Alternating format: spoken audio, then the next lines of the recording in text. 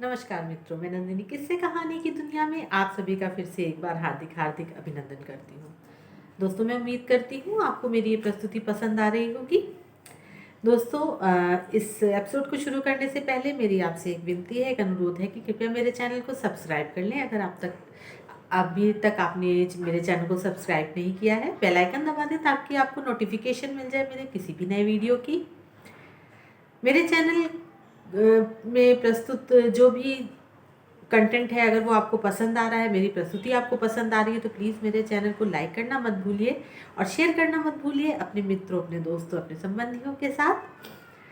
तो आइए मित्रों, शुरू करते हैं काम सर का अगला भाग। पिछले भाग में हमने देखा कि मनु जब दो मन हो रहे थे, उनके दो मन हो रहे थे कि वो कहीं पतन की रास्ते पे तो नहीं जा रहे हैं, और तभी उनको सहसा एक आकाशवाणी सी सुनाई देती है, कामदेव की आकाशवाणी, जिसमें वो बताते हैं कि निश्चय ही मेरा दिन रात चिंतन करने से देव जाति जो थी वो नष्ट हो गई, उस संसार का विनाश हो गया, लेकिन फिर भी मेरा उनके ऊपर बहुत ज़्यादा प्रभाव था और मेरे प्रति उनकी जो आसक्ति थी दिन रात उपभोग करने के पश्चात भी कम नहीं हुई थी। मैं काम रहा सहचर उनका, उनके विनोद का साधन था, हंसता था और हंसाता था, उनका मैं कृतिमय जीवन था।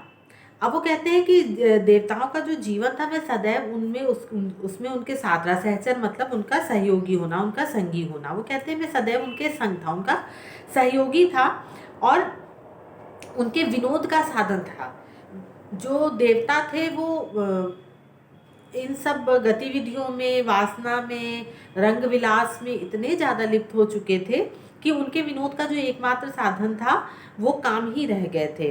वो हंसते थे, हंसाते थे और उनका मैं कृतिमय जीवन था। वो कहते हैं कि उनका मेरे अलावा कोई नहीं था। कृतिमय अर्थात गतिवान, कह रहे उनके जीवन में, देवताओं के जीवन में जो गति थी, उसका जो कारण था वो सिर्फ और सिर्फ मैं ही था। मेरी वजह से ही देवताओं के जीवन में गति थी।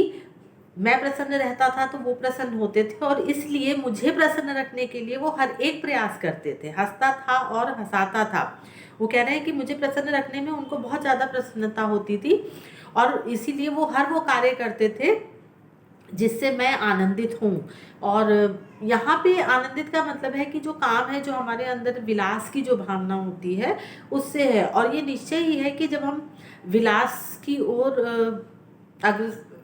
अग्रसर होते हैं या उसको ज़्यादा प्रेम करने लगते, विलास के भोगी हो जाते हैं, तो हमारे अंदर उसकी कामना और ज़्यादा बढ़ती जाती है। हमारे अंदर ये लालच बढ़ता जाता रहता है कि हम कैसे कैसे और ज़्यादा विलास के चीज़ें करें, उपभोग की वस्तुएं हम करें, और वो उसी में डूबता चला जाता है। और यही देवताओं का हाल था। वो, उनके पास सब कुछ था लेकिन फिर भी उनकी इच्छा की पूर्ति नहीं होती थी, और वो नित नए नए साधन जुटाते थे कि वो किस प्रकार इस विलास, इस वासना, इस काम का भोग कर सके। जो आकर्षण मन हंसती थी, रति थी अनादि वासना वही, अव्यक्त प्रकृति उन्मीलन के अंतर में उसकी चाह रही। रति, यहाँ पे रति का उल्लेख आया है। रति जो कामदेव की पत्नी मानी जाती हैं, वो कहती है कि जो आकर्षण बन हंसती थी, रति थी।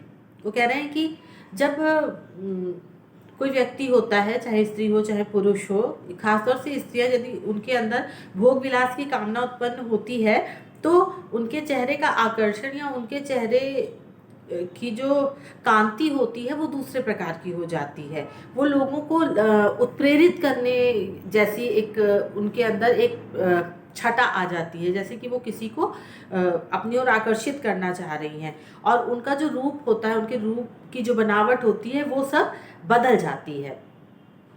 तो वो कह रहे हैं कि जो आकर्षण मन हंसती थी, रति थी, उनके अंदर जब वो काम की भावना जागृत होती थी, वासना की भावना जागृत होती थी, तो वो, उसका दूसरा नाम जो है वो रति ही है। वो रति उनके अंदर प्रवेश कर जाती थी और वो जो थी वो उसकी स्थायी वासना की जो भावना थी वो उनके अंदर जगा देती थी। और वो रूप जब उन बालाओं के, उन देवियों के हृदय में उनके हृदय में वो भावना आती थी, तो उनके चेहरे पे वो चीज़ आ जाती थी और वो पुरुषों को या प्रेमियों को उनकी ओर खींचती थी, उनकी ओर आकर्षित करती थी। अव्यक्त प्रकृति उन्मीलन के अंतर में उसकी चाह रही। और अव्यक्त प्रकृति उन्मीलन के अंतर में उसकी चाह रही। इसका मतलब ये है कि जो सूक्ष्म प्रकृति थी, सूक्ष्म प्रकृति मतलब जो हमारी अंतःकरण होता है, प्रकृति से चूंकि यहाँ पे हर चीज को जोड़ा गया है, तो यहाँ सूक्ष्म प्रकृति का अर्थ है या तो धरती के नीचे कुछ हो, जैसे बीज पड़ा होता है, या हमारे अंतःकरण में कोई चीज हो। तो वो कह रहे हैं कि जब उन्मीलन अर्थात विकास की, जब जो उनके अंतर मन में चाहना थी, या जैसे प्रकृति के अंदर बीज पड़ा होता है, धरती के अंदर बीज पड़ा होता है, जब वो विकास करता है तो जो है एक सृष्टि बनती है। उसी प्रकार से उनके हृदय में जब वासना का वास होता था तो उनके चेहरे पे वो चीज आती थी, प्रेमियों को वो आकर्षित करती थी। हम दोनों का अस्तित्व रहा उस आरंभिक आवर्तन सा जिससे संस्कृति का बनता है आकार रूप के नर्तन सा। वो कह रहे हैं कि जिस प्रकार आवर्तन अर्थात होता है चक्कर चक्कर जो ऐसे घूमते हैं, और हम दोनों से यहाँ मतलब है काम और रति, जो पति और पत्नी है, जो बसंत में जिनका प्रभाव माना जाता है कि बसंत में इनका ही रास चलता है, लोगों के अंदर वो प्रेम और वासना की जो भावना होती है वो जागृत होती है। वो कह रहे हैं कि जिस प्रकार एक कुम्हार होता है, वो अपना जब चाक घुमाता है तो तरह तरह के बर्तन बनाता है, उसके विभिन्न विभिन्न रूप रंग और आकार होते हैं। उसी प्रकार हम दोनों का अस्तित्व रहा उस आरंभिक आवर्तनता का, मतलब कि काम और रति का जो प्रभाव है वो उसी चक्र के समान रहा जिससे संस्कृति का बनता है आकार रूप के नर्तन सा। मतलब कि जब काम और रति अपना प्रभाव जगाते हैं, लोगों के अंदर वो प्रेरणा डालते हैं, तो क्या होता है, संस्कृति अर्थात संसार। तो जिस प्रकार कुम्हार जब चाक घुमाता है गोल गोल तो उसमें से विभिन्न विभिन्न आकार के बर्तन निकालता है, उसी प्रकार जब रति और काम अपना प्रभाव डालते हैं तो संसार में विभिन्न विभिन्न तरह की वस्तुओं का आविष्कार होता है। क्योंकि देवता क्या करते थे कि भोग विलास की पूर्ति के लिए वो विभिन्न विभिन्न साधन जुटाते थे।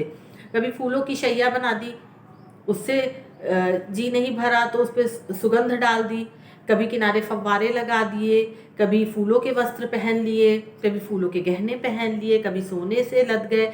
तो जिस प्रकार की मतलब कैसे हम अपना रूप निखारें, कैसे इस चीज़ को हम पूर्ति करें, उसी तरीके से जब काम और रति का प्रभाव पड़ता है तो मनुष्य के अंदर जो प्रेरणा जगती है तो वो फिर वो उसकी पूर्ति के लिए विभिन्न विभिन्न प्रकार से चीज़ों का आविष्कार करता है। उस प्रकृति लता के यौवन में उस पुष्पवती के माधव सा मधुहास हुआ था वह पहला दो रूप मधुर जो ढाल सका। अब जब बसंत ऋतु की बात आती है, यौवन की बात आती है, प्रेम की बात आती है, आकर्षण की बात आती है, समागम या साहचर्य की बात आती है, तो वहाँ पे सारा जो एक हमारा विचार बिंदु है वो जाकर के केंद्रित हो जाता है वासना पर। लेकिन इस वासना का एक रूप और होता है जिसको प्रसाद जी ने इस सारे काम रति बसंत और इन सब के साथ ला करके यहाँ पर स्पष्ट किया है कि उस प्रकृति लता के यौवन में उस पुष्पवती के माधव सा।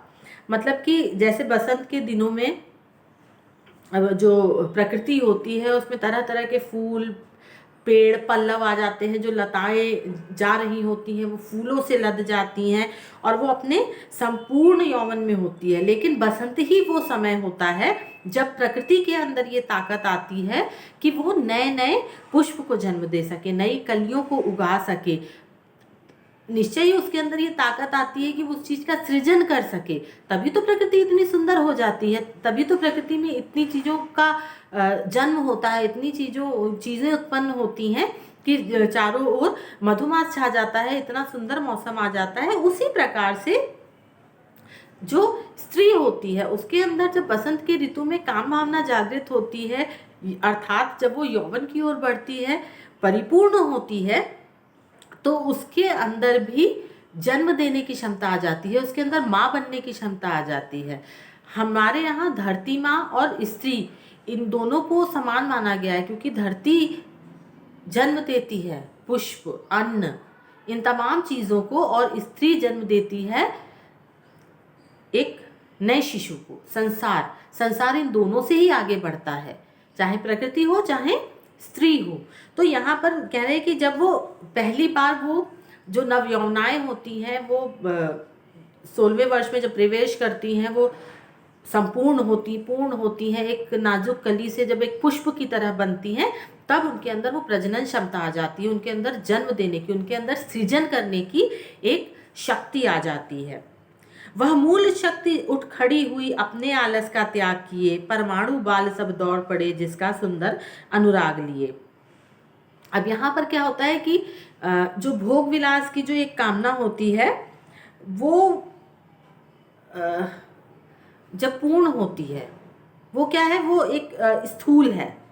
जो भोग वासना ही एक स्थूल चीज़ है, सूक्ष्म चीज़ है, और इसके ऊपर क्या है, जब ये प्रेम वासना जब आगे बढ़ती है, जब वो विकसित होती है, तो क्या होता है, सृजन होता है, संसार में एक नए शिशु का सृजन होता है। तो कह रहे हैं कि जिस प्रकार जब बसंत का मौसम आता है, तो प्रकृति अपना सारा आलस्य छोड़ देती है, अपना रूप जो है वो बदल लेती है, पल्लवित हो जाती है, सारा जो वातावरण होता है वो बदल जाता है। उसी प्रकार जैसे कि गृहस्थ के आंगन में जब बालक दौड़ने लगते हैं, जब कोई गृहस्थ जीवन होता है, पति पत्नी होते हैं, जब उनके यहाँ कोई संतान जन्म लेती है, चलना शुरू करती है, तो उनका आंगन किलकारियों से गूंज उठता है, वहाँ पे बाल बच्चे खेलने लगते हैं, बाल वृंद जब इधर उधर दौड़ रहे होते हैं, तो बड़ा सुंदर सा माहौल हो जाता है। उसी तरह बसंत ऋतु में जब प्रकृति प्रेम पाती है, तो मानो कि उसका जो उजड़ा हुआ सा रूप होता है, उसमें पुष्प ही पुष्प भर जाते हैं। यहाँ पर जो प्रकृति के सृजन और जो एक जन्म देने की क्षमता है, उन दोनों का तुलना किया गया है। कुमकुम का चूर्ण उड़ाते से, मिलने को गले ललकते से, अंतरिक्ष के मधु उत्सव के विद्युत कण मिले झलकते से। और जो मौसम होता है वो बहुत सुंदर हो जाता है। ऐसा लगता है कि वातावरण में तरह तरह के पुष्प होते हैं, आसमान में कहीं कहीं लाली दिख रही होती है, और ऐसा लगता है जैसे कि हर तरफ जो है वो प्रकाश ही प्रकाश हो चुका है। जो विद्युत कण है वो